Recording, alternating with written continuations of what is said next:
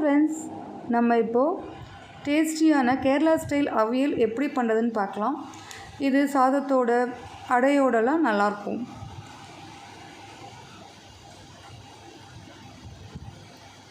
ஒரு மிக்சர் கிரைண்டரில் அரை மூடி தேங்காய், ஒரு ஸ்பூன் சீரகம், அப்புறம் பச்சை மிளகாய் 2 போட்டு நல்லா அரைச்சிக்கணும்.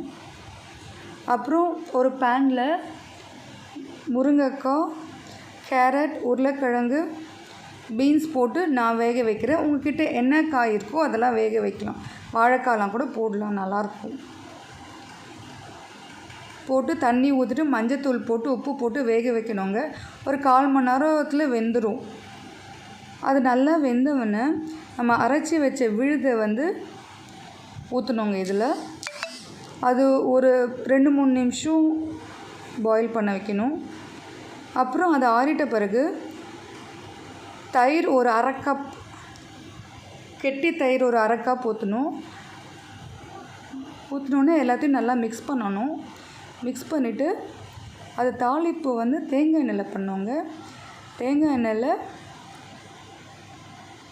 காஞ்ச மிளகாய், கருவேப்பிலை, சீரகம்லாம் போட்டு தாளித்து ஊற்றிட்டா நம்ம அவியல் ரெடி. தேங்க்யூ.